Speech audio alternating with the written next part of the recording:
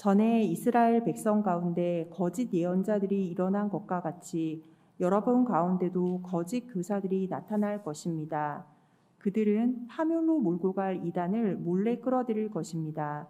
그래서 그들은 자기들을 값주고 사신 주님을 부인하고 자기들이 받을 파멸을 재촉할 것입니다. 많은 사람이 그들을 본받아서 방탕하게 될 것이니 그들 때문에 진리의 길이 비방을 받게 될 것입니다. 또 그들은 탐욕에 빠져 그럴듯한 말로 여러분의 호주머니를 털어갈 것입니다. 하나님께서는 이미 오래전에 그들에게 내리실 심판을 정해놓으셨습니다. 파멸이 반드시 그들에게 닥치고 말 것입니다.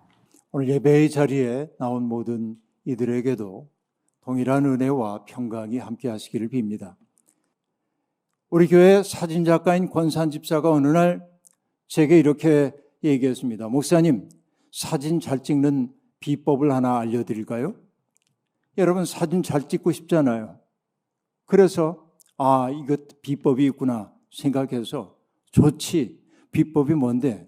그랬더니 그가 아주 싱거운 대답을 내놨습니다. 네, 그 비법은요, 카메라 렌즈를 닦는 겁니다. 그렇게 얘기했습니다. 카메라의 렌즈를 닦아야 사진이 선명하게 나온다는 이야기였습니다. 따지고 보면 기본적인 이야기이지만 일리가 있습니다. 우리의 눈에 들여온 편견이나 선입견이라고 하는 뿌연 먼지 혹은 비늘이 벗겨지지 않으면 우리는 참과 거짓을 가릴 수가 없습니다. 세상에서 세상 어떤 사람도 공명정대하게 세상을 바라본다고 말할 수 없습니다. 서 있는 자리가 다르면 바라보는 세상의 풍경도 다르기 때문에 그렇습니다. 문제는 내가 선입견에 사로잡혀 있다는 사실을 인정하느냐 하지 않느냐에 있습니다. 내가 보는 것이 세상의 일부임을 인정하는 것이 성숙한 영혼의 태도일 겁니다. 그러나 사람들은 광어를 닮은 것이 사실입니다. 그래서 어떤 이들은 인간을 가리켜 광어족이라고 얘기합니다. 아시죠? 광어는 몸의 한쪽에만 두 눈이 붙어 있다는 사실. 그러니까 광어를 바라보면서 세상을 향해 욕하지 못하니까 그는 광어를 바라보면서 편견에 찬 놈 이렇게 얘기하는데, 사실 우리 모두가 다 편견에 차 있다고 얘기해도 분명합니다. 어지러운 세태일수록 참을 분별하는 지혜가 절실합니다. 길이 보이지 않을 때는 우리가 하늘에게 길을 물어야만 합니다. 하나님, 우리가 이 어지러운 세태 가운데 어떻게 세상을 바라봐야 합니까? 여쭙고 또 여쭤야 합니다. 성서를 통해서 성서에게 길을 물어봐야 합니다. 그리고 하나님의 마음을 기준음 삼아 우리의 마음을 거기에 조율해야 합니다. 하나님의 마음 기준 삼아 내 마음을 조율하는 과정이 바로 기도입니다. 기도하지 않고는 참에 이르기가 어렵습니다. 그러나 기도란 내가 바라는 바를 하나님 앞에 아뢰고 청하는 것만이 아니라 하나님의 말씀을 경청하는 과정이 반드시 있을 때 그 기도는 참된 기도가 된다 말씀하겠습니다. 짐승들은 자기의 본능을 따라 살아갑니다. 육식동물들은 초식동물들을 잡아먹기 위해 노력해야 합니다. 사냥에 늘 성공하는 것도 아닙니다. 때때로 며칠을 굶기도 합니다. 또한 포식자들은 자기 영역을 침범해오는 더 힘센 육식동물들과 치열한 싸움을 해야 합니다. 이것이 육식동물의 고통입니다. 초식동물들은 언제나 신선한 풀을 먹기를 소망하지만은 풀이 바짝 말라 있을 때도 많고 그나마 그 풀을 뜯을 때도 언제 다가올는지 모르는 육식동물들을 알아차리기 위해 귀를 쫑긋하고 지낼 수밖에 없습니다. 이것이 초식동물들의 슬픔이기도 합니다. 그런데 여러분, 사람 또한 마찬가지입니다. 인간의 생애 조건은 불안이라고 얘기할 수 있겠습니다. 시간 속을 바장이며 사는 인간들은 늘 불확실성 속에 노출되어 있습니다. 인간은 또한 자기의 삶의 의미를 묻는 존재라는 측면에서 동물들과는 구별된다고 얘기하겠습니다. 내가 생존을 이어가야 하는 그 아주 어려운 과제를 감당하는 것도 우리를 괴롭게 만들기도 하지만은 내가 하고 있는 일이 의미 있다고 생각해야 인간은 살 수 있는데 때때로 의미가 없는 이 일에 내가 소비되고 있다는 생각이 들 때면 인생이 무겁기 이를 데 없습니다. 그때 만사는 시들해지고 공허감이 확고하게 우리를 사로잡기도 합니다. 가만히 보면 어떤 사람은 시간을 타고 살지만은 어떤 사람은 시간에 등 떠밀리며 마지못해 살기도 합니다. 이래저래 삶은 힘겹습니다. 분주함 속에서 잊지 말아야 할 것을 잊어버릴 때도 많고 때때로 권태에 빠지기도 하는 것이 인간의 삶입니다. 이 모든 것들이 불확실함 속에 빚어지는 일들입니다. 며칠 전에 신문에 난 기사를 보았습니다. 지난 수년 사이에 기독교인들 4명 가운데 한 사람이 점을 봤다고 하더군요. 여기에 지금 4명 가운데 한 분 정도가 점을 보러 갔다고 얘기를 합니다. 삶이 모호하다고 느끼고 뭘 어떻게 해야 할지 모를 때 사람들은 누구든지 자기의 인생의 지도를 그려줬으면 하고 바랍니다. 내 인생이 이렇게 풀리지 않는 것은 여기까지이고 이제는 42살부터는 잘 풀릴 거야. 이런 얘기 듣고 싶은 거죠. 이게 인간의 약함 때문에 벌어지는 일이라고 볼 수 있겠습니다. 공중파 오락 프로그램들도 새해가 되면은 도사라고 하는 사람들을 불러다 앉히고 연예인들의 사주팔자를 보게 만듭니다. 자막에는 단순히 재미로 보는 거라고 꼭 믿어야 할 필요가 없다고 말하고 있지만 그러나 도사 앞에 앉아있는 그 연예인들의 표정은 사뭇 진지하고 그가 자기의 인생의 비밀을 다 알고 있는 사람처럼 그런 눈빛으로 그를 바라보기도 합니다. 이게 인간들의 모습입니다. 여러분, 그러나 믿음의 사람들은 조금 달라야 하지 않겠습니까? 히브리서는 갈 바를 알지 못하고 떠났던 아브라함을 믿음의 조상으로 내세우면서 그를 이렇게 표현하고 있습니다. 어디로 가는지를 알지 못했지만 떠났다라고 한 말이에요. 우리 식으로 얘기하면 어떤 얘기이겠습니까? 아브라함은 불확실성 속으로 들어갔다. 그 얘기입니다. 법궤를 어깨에 맸던 제사장들은 넘실거리는 요단강이 갈라지기 전에 그 물 위에 발을 내디뎠습니다. 베드로는 오너라라고 얘기하는 주님의 명령을 들었을 때 배 밖으로 몸을 내밀었고 물 위로 발을 옮겨 놓았습니다. 어떻게 보면 있을 수 없는 그런 일이라고 볼 수 있겠습니다. 그런데 믿음이라고 하는 것은 바로 그러한 불확실성 속에 발을 들여놓는 것입니다. 믿음의 사람들은 확실성의 근거에 사는 사람들이 아니라 불확실해 보이지만은 신뢰하며 그 길을 걷는 것이 믿음의 사람들입니다. 여러분, 불확실함을 받아들이는 힘은 물론 나보다 나를 더 잘하시고 나보다 너를 더 사랑하시는 하나님에 대한 전폭적 신뢰와 사랑이 있을 때 가능한 일이라 말할 수 있습니다. 알제리아에 있는 사하라 사막에 들어가서 일평생 투아레그 부족과 함께 살았던 그러다가 순교를 당했던 샤를 드 푸꼬의 의탁의 기도를 저는 늘 마음속에 새기고 삽니다. 그는 의탁의 기도의 첫머리에 이렇게 기도하고 있습니다. 하나님, 이 몸을 당신께 맡겨드리오니 당신 좋으실 대로 하십시오. 저를 어떻게 하시든 감사드릴 뿐 저는 무엇이나 준비되어 있고 무엇이나 받아들이겠습니다 라고 말합니다. 내가 원하는 바를 하나님이 이루어 주실 것이기 때문에 하나님께 나를 맡기는 게 아니라 하나님이 주시는 것은 무엇이든지 수용하겠다고 그는 그렇게 하나님께 기도 올리고 있는 겁니다. 여러분, 믿음은 바라는 것들의 확신이요 보이지 않는 것들의 증거라고 히브리서 11장 1절이 얘기합니다. 보이는 세계를 꿰뚫어 보면서 눈에 보이지 않는 하나님을 가시화하며 사는 게 믿음의 삶입니다. 나의 있음 그 자체가 하나님이 존재한다는 사실을 입증해 보일 수 있을 때 우리는 참으로 믿는 사람이라 말할 수 있겠습니다.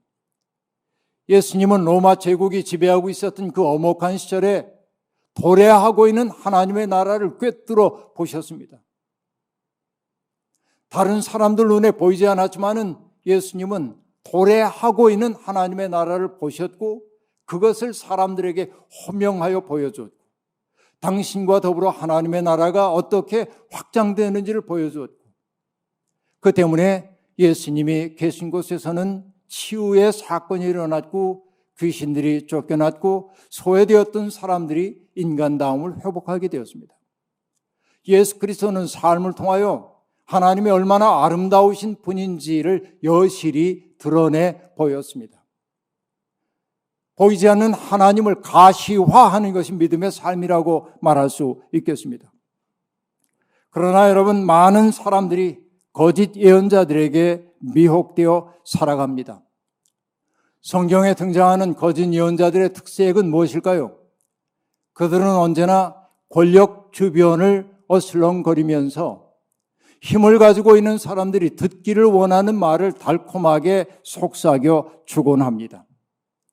성경에 등장하는 참 예언자들은 언제나 권력을 거슬러 말하기 때문에 미움을 받았고 박해를 받고 죽임을 당하기도 했습니다. 그러나 거짓 예언자들은 언제나 권력자들이 듣고 싶은 말들을 들려주는 사람들이었습니다. 그들은 하나님이 그에게 말씀하시지도 않았는데 하나님의 음성을 들었다고 말합니다. 하나님이 보여주시지도 않았는데 하나님이 섭리하시는 일을 보았다고 말하며 사람들의 마음을 사로잡습니다. 70년대에 제가 신학교에 다닐 때 신학교에 미국인 교수님이 한 분 계셨습니다. 그 교수님이 지금도 기억납니다. 그 장소까지도. 저 대현동인가요? 이화대학 그 뒤편에 있는 그곳에 살고 계셨는데 그 현관 앞에서 나와 마지막으로 인사를 하면서 선생님이 문득 이런 얘기를 제게 하셨습니다. 종교처럼 사탄이나 사기꾼들이 암약하기에 좋은 공간이 없다고. 그때 왜 그런 말씀을 하나 몰랐는데 지금 보니까 정말 종교야말로 사탄들이 활약하기 좋은 곳이에요. 제가 두리뭉실하게 지금 종교라고 얘기를 하고 있지만은 우리 식으로 얘기하면 교회 안에 교회야말로 사탄이 일하기 좋은 것. 사기꾼들이 숨기 좋은 장소라는 거예요. 여러분, 이 말은 정말로 두려운 말입니다. 초대교회도 그런 위기에 처하곤 했습니다. 사도들은 복음 안에서 자유를 누리는 사람들을 이끌어서 다시금 율법의 멍에를 씌우려고 하는 율법주의자들과 맞서 싸워야 했습니다. 인간의 육체라고 하는 것은 더러운 것이라고 얘기하면서 구원받기 위해서는 신비한 영적 지혜를 알아야 한다고 가르쳤던 영지주의자들과 맞서 싸워야 했습니다.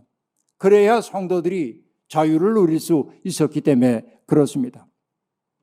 외부의 위협이나 핍박을 견디는 것도 힘겨웠지만은 그렇게 근사한 말로 사람들의 마음을 사로잡으려고 하는 내부의 적들이 훨씬 더 큰 문제였습니다. 오늘 본문에서 성경의 베드로는 말합니다. 성경의 예언을 제멋대로 해석하면서 사람들을 오도하는 이들을 경계해야 한다고 말입니다. 소아시아의 7교회에 보낸 편지에서 주님은 니골라당과 이세벨을 용납하지 말아야 한다고 얘기했고 발람의 가르침을 따르지 말아야 한다고 얘기합니다. 여기 언급되고 있는 니골라당이라든지 이세벨이라든지 혹은 발람의 가르침이라고 하는 거 조금씩 차이는 있지만은 한마디로 얘기하면 이렇게 얘기할 수 있겠습니다. 예수 그리스도의 십자가의 스캔들이라는 것을 제거하고 사람들의 입맛에 맞게 종교를 바꿔내는 거예요. 나의 욕망에 편승하도록 해주는 가르침을 주는 거예요. 우리가 하나님의 구원받았고 하나님의 사랑받았으니 마음껏 살아도 된다고 얘기하면서 사람들에게 세속적인 삶의 가능성을 열어주는 사람들이야말로 바로 우리가 경계해야 하는 사람들이라는 얘기입니다. 여러분, 작은 틈이 북을 무너뜨리는 법입니다. 베드로는 사람들을 파멸로 몰고 갈 이단을 몰래 끌어들이는 거짓 교사들이 등장할 것이라고 말하고, 그 거짓 교사들 때문에 사람들은 자기들을 값주고 사신 그리스도의 은혜에 등을 돌리게 될 것이라고 이야기하고 있습니다. 여러분, 세상에는 정말 주님을 공경한다고 입술로는 말하면서도 삶으로는 주님을 부인하는 이들이 얼마나 많이 있습니까? 은혜로운 찬양을 부르고 눈물을 흘리면서 박수를 치며 주님을 찬양하지만 세속적인 삶의 자리에 가면은 십자가의 원수로 살고 있는 사람들이 얼마나 많으냐 하는 얘기입니다. 주님은 그런 사람들을 보며 슬픔을 느끼실 것입니다. 주님이 제자들에게 하셨던 말씀이 떠오릅니다. 너희의 의가 율법학자들과 바리새인들의 의보다 낫지 못하다고 한다면 너희는 하늘나라에 들어가지 못할 것이다. 이렇게 말씀하셨습니다. 여러분, 믿음의 사람들은 자아의 한계를 넘어서서 나와 다른 사람들을 품에 안을 수 있도록 마음을 넓혀야 합니다.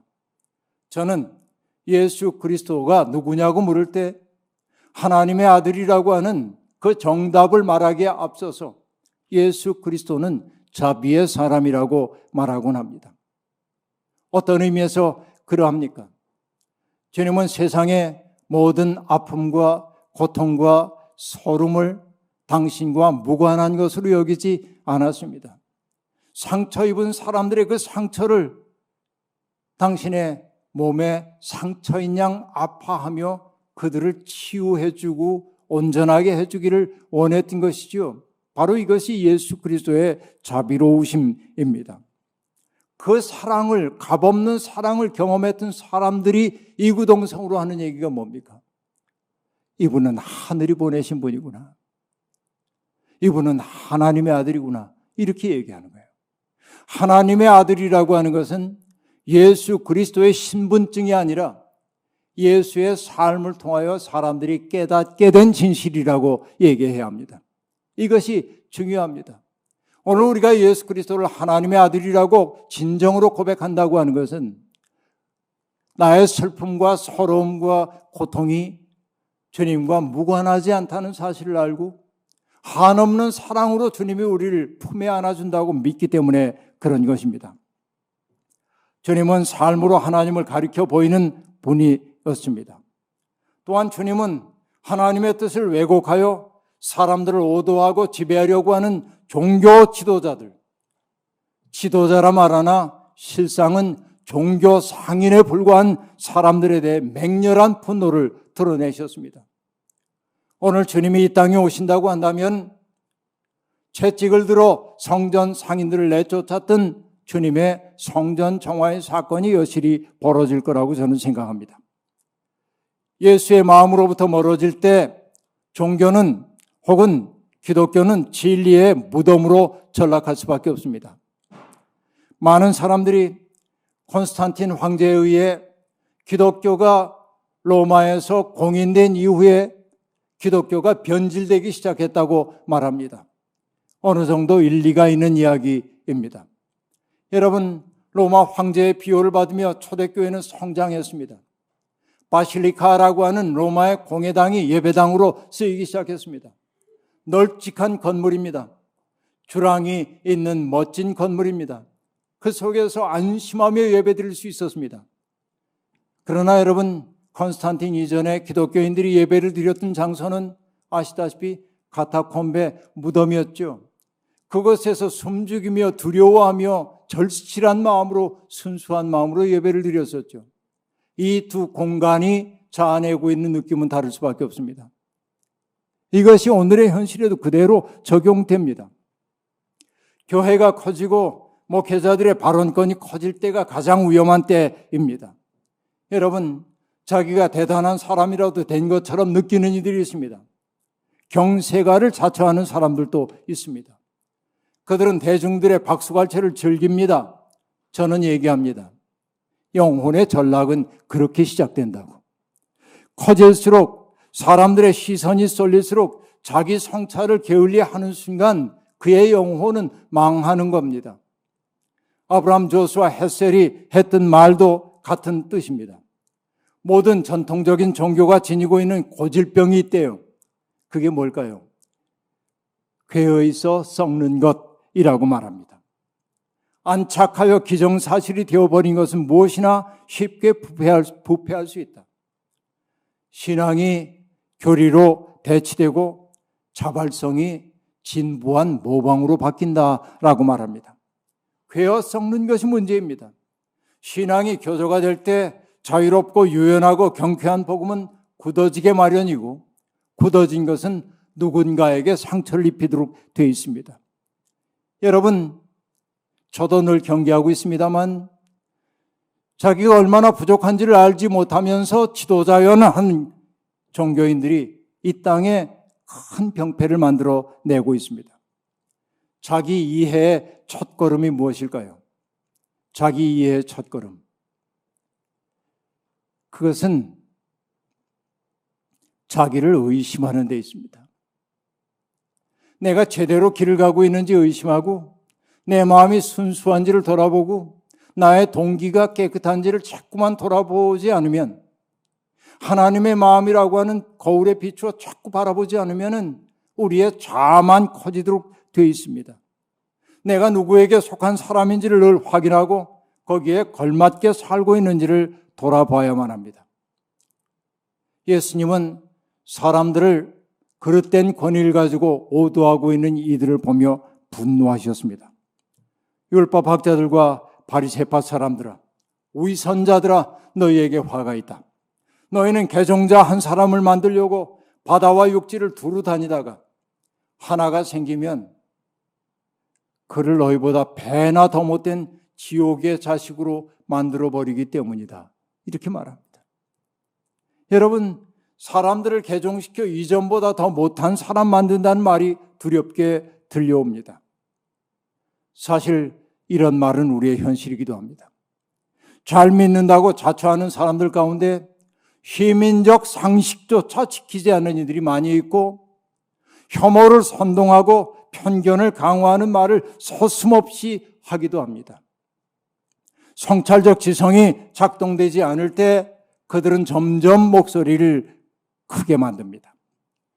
오늘의 개신교가 이 지경이 된 것도 따지고 보면 자아가 부풀 대로 부푼 사람들을 영적 지도자로 사람들이 떠받들기 때문이기도 합니다.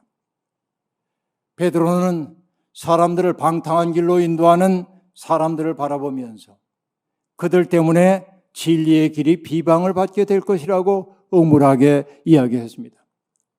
이것이 우리 시대의 모습이기도 합니다. 그런데 베드로는 정말 그 거짓 교사들의 내적 동기를 정확하게 꿰뚫어 보고 있습니다. 그건 뭘까요? 탐욕입니다.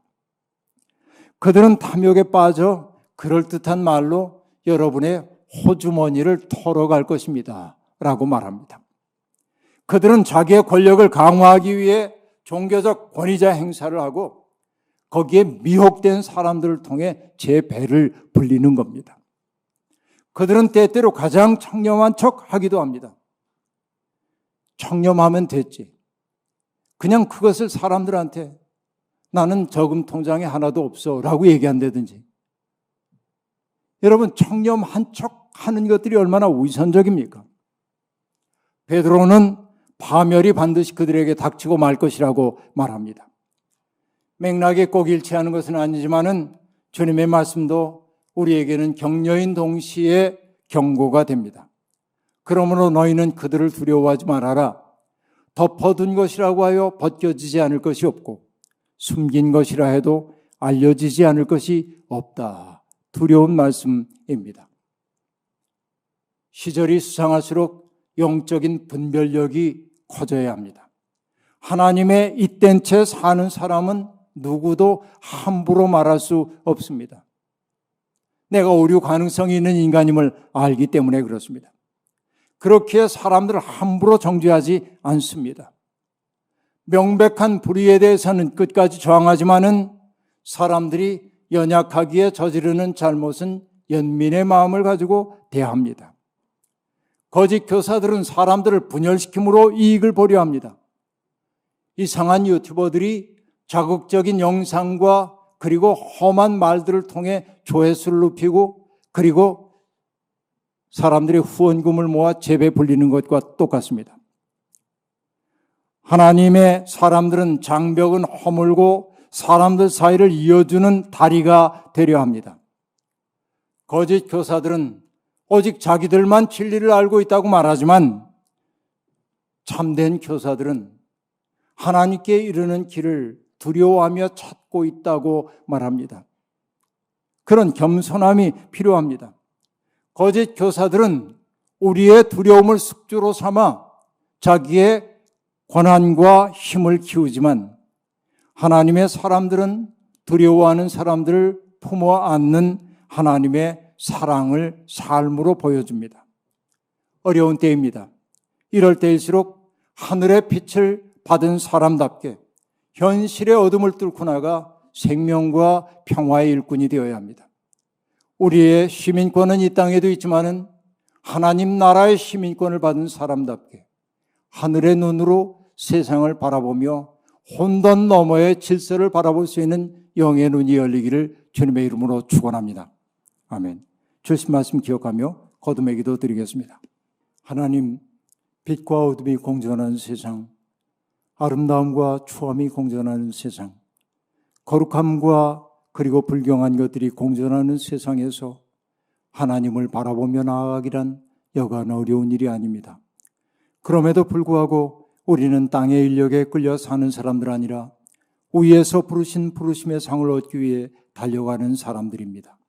주님, 오늘 우리에게 영을 분별할 수 있는 지혜의 마음을 허락하여 주옵소서. 그래서 하늘의 길을 물으면서 이 땅의 길을 아름답게 걸어가는 우리 모두가 되게 하옵소서. 예수님의 이름으로 기도하옵나이다. 아멘.